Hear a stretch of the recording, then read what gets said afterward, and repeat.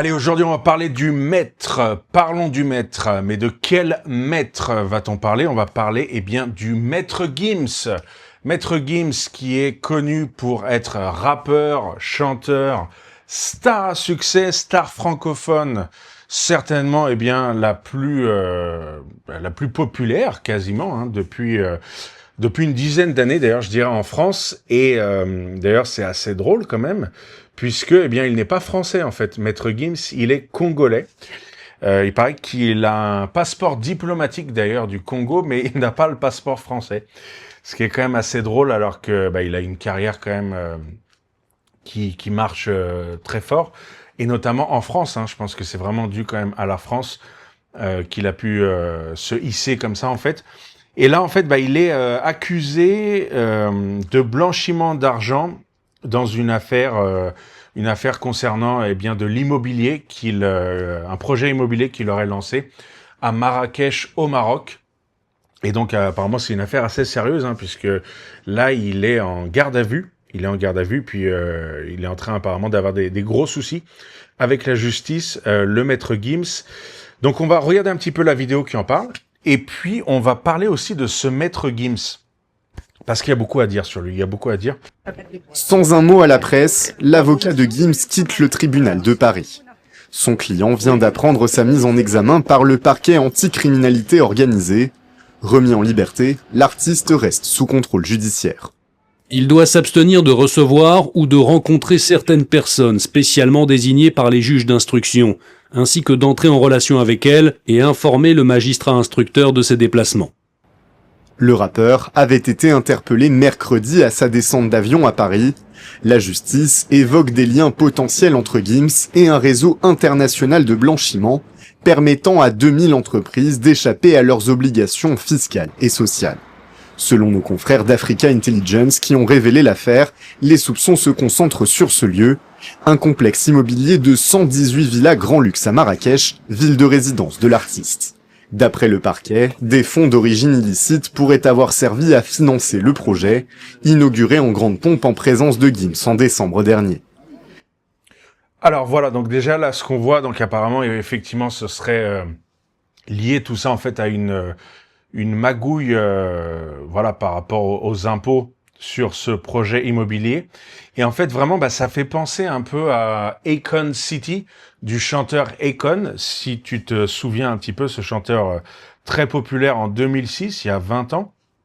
Eh bien, il y a, je crois, en 2020, il avait dit qu'il allait lancer une méga ville, tu vois, au Sénégal, le pays dont il est originaire. Et en fait, ça s'est avéré être un scam, être une arnaque géante. Et en fait, il a jamais lancé le projet.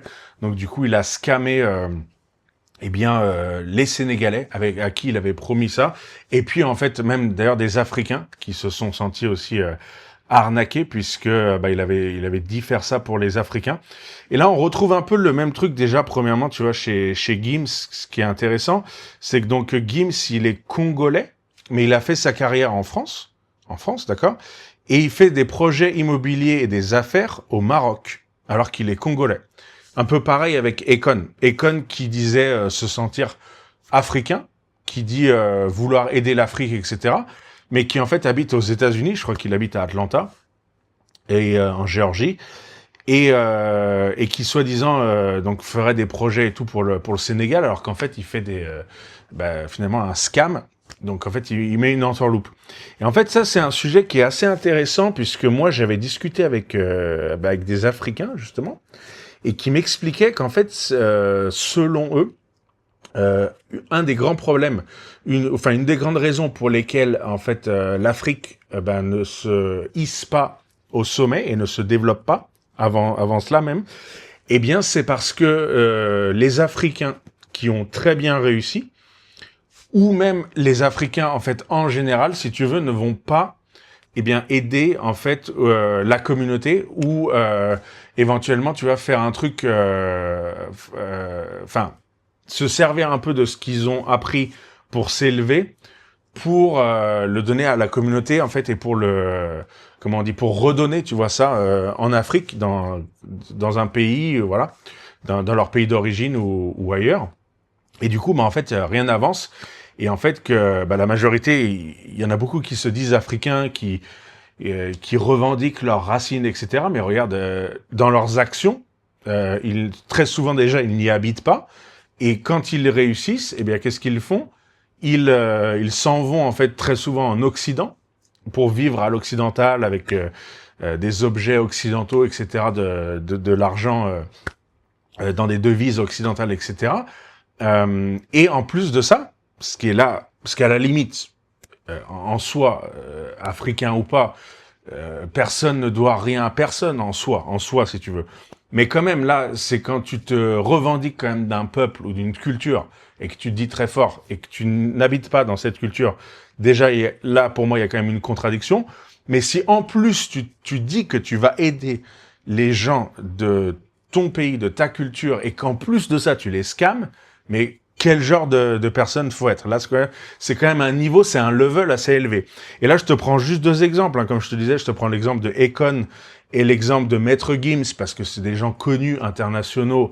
On peut trouver des infos. Mais moi, comme je te disais, j'ai eu des discussions avec des Africains, qui eux-mêmes, ces Africains venant de plusieurs pays d'Afrique, m'expliquaient ça.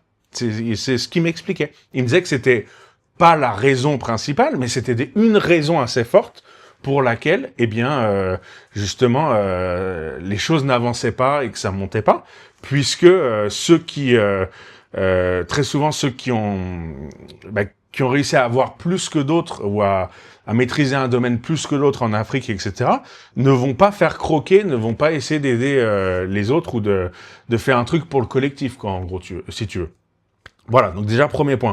Deuxième point, Gims. Gims, c'est quand même quelqu'un d'assez trouble. Moi, ça me surprend pas trop le truc qu'on voit, puisque déjà, quand même, c'est un artiste qui est soi-disant multimillionnaire, etc. Mais le mec, je sais pas si t'as remarqué à quel point il est productif. Et vraiment, on dirait que là, ces projets, quand même, il y a énormément de projets, ça fait vraiment des trucs super commerciaux, fait assez vite, tu vois, produit assez vite, etc. pour faire du fric. Je crois qu'il avait même fait une tournée des supermarchés, ou je sais pas si des Super U ou Auchan. Il a fait des feats un peu avec tout le monde. On dirait qu'il mange un peu à tous les râteliers. Pour quelqu'un qui est déjà millionnaire, quand même, c'est un peu bizarre. Ça ressemble un peu à un mec qui a des dettes. Je sais pas, hein, c'est juste une supposition, mais c'est quand même un peu étrange la manière dont à quel point il est productif, etc. dans ces trucs. Et le mec, en fait, Gims, si tu farfouines sur le net, tu vas voir qu'en fait, il a associé son image à un YouTuber qui fait du scam. Voilà, un YouTuber qui fait du scam que je ne nommerai pas. Mais c'est un peu, tu vois très bien de ce que je veux dire. En fait, déjà, si tu veux spotter, si tu veux déceler un scammer, c'est très simple. Aujourd'hui, si tu veux déceler un scammer, un escroc, c'est quelqu'un qui va t'annoncer des gros chiffres et qui va parler énormément chiffres et argent. Au lieu de parler, en fait, on va dire plus entre guillemets, d'un état d'esprit ou d'une recette, de choses à appliquer concrètement. En fait, si quelqu'un déjà te parle d'argent, te parle de grosses sommes, tu peux être sûr quasiment que c'est du scam. Et Gims, donc déjà, était associé avec cette personne. Moi, je l'ai vu sur YouTube. Il a même fait des conférences. Et là, maintenant, il y a ça. Maintenant, il y a cette histoire d'immobilier, à Marrakech, etc. Donc, Est-ce que vraiment c'est étonnant? Moi, je pense que c'est pas vraiment étonnant. Il y en a qui disaient que c'était qu'il était tout simplement qu'il en voulait toujours plus, comme plein de gens, etc. Ce qui est possible. Hein.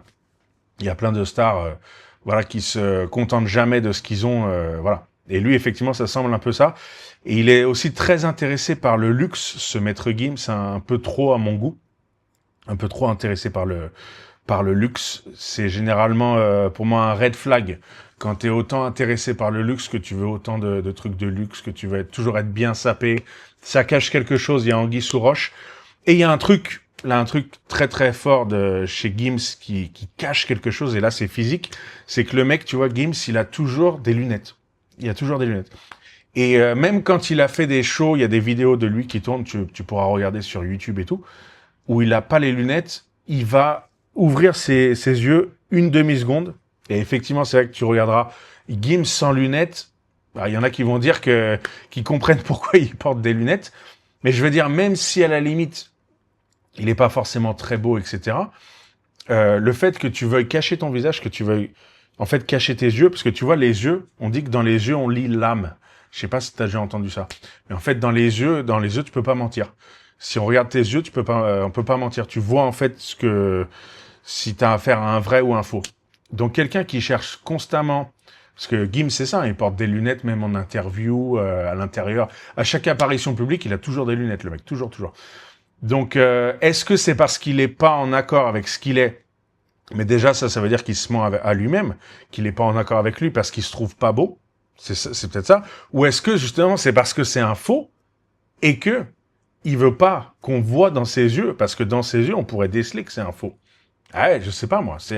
Mais en tout cas, c'est louche. Il y a un truc qui est pas du tout clair là-dedans. Il y a un truc qui est pas du tout clair là-dedans de quelqu'un qui garde constamment ses lunettes de soleil. C'est très très suspect, c'est très louche. Et même malgré l'image, voilà, je te dis de l'artiste machin, parce que c'est vrai qu'il joue un peu avec cette image d'artiste, de star, la rock star, qui a les lunettes tout le temps sur lui. Mais voilà. Donc ça déjà, ça fait quand même plusieurs éléments qui pour moi nous disent qui est Maître Gims, qui semble être Maître Gims. Voilà, puis après, t'as plein de trucs que des gens vont dire, des gens apparemment qui l'ont côtoyé. Tu pourras regarder un peu sur le net, hein, voilà. Mais voilà, est-ce que tout ça c'est surprenant? Je ne crois pas. De toute façon, il n'y a jamais rien de gratuit. Quand on veut toujours plus, c'est forcément qu'il y a des embrouilles.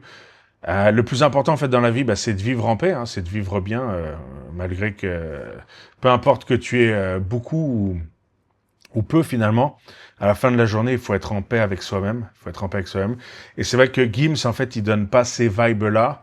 Et même dans tous les conseils qu'il donne, enfin bon, c'est pas terrible. Hein. Il s'est beaucoup fait troller sur ces histoires des pyramides, machin. Là. Il y a eu d'autres trucs où il parlait de Noël ou je sais plus quoi. Enfin bon, c'est jamais très bon signe quand quelqu'un justement va prodiguer comme ça des conseils et quand lui-même n'est pas clair, n'est pas net. Voilà, il y a un truc qui colle pas. Donc il y a un truc un peu chelou avec cette histoire et c'est pas étonnant venant de Gims. En fait, il faut toujours regarder de qui on parle, qui est le profil, qui est la personne derrière un acte, derrière une action. Ça nous aide à comprendre l'action et le déroulé des choses en fait et de se rapprocher en fait de la vérité, tout simplement. On va continuer la vidéo. Cette affaire vient assombrir la carrière de l'interprète de Bella Oussapé comme jamais. Artiste populaire et abonné aux premières places sur les plateformes de streaming, Gims est engagé dans une tournée de dizaines de dates qui doit le conduire en juin 2027 au Vélodrome de Marseille.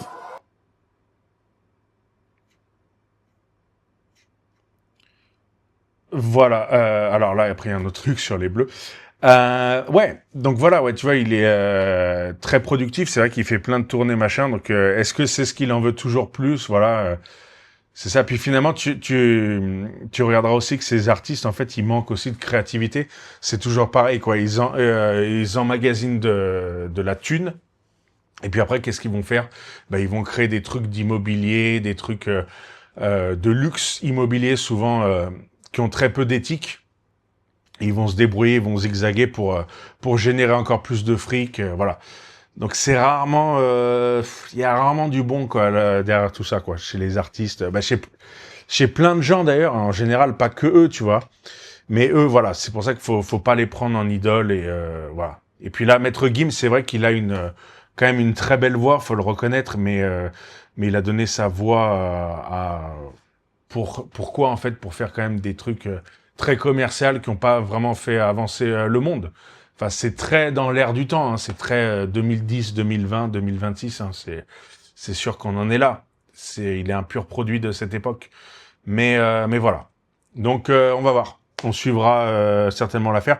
Dis-moi ce que t'en penses dans les commentaires, dis-moi ce que t'en penses sur Maître Gims, sur cette affaire. Mets un like, n'hésite pas. Abonne-toi surtout, ça va faire monter la chaîne. Comme je disais, suis-moi aussi sur Twitch pour la radio libre, comme ça on peut connecter tous ensemble. Venez tous me rejoindre sur Twitch. Là, vous êtes 29 là sur YouTube. Venez tous sur Twitch, on se fait une radio libre tous ensemble énorme. On va parler longtemps. On va connecter, on va faire des trucs très très bien. On va s'élever tous ensemble. Parler pour s'élever, le nom de cette chaîne, voilà. En tout cas, si t'as kiffé, voilà, tu n'hésites pas, like tout ça. Et puis moi je te dis à très vite pour une prochaine vidéo. Ciao.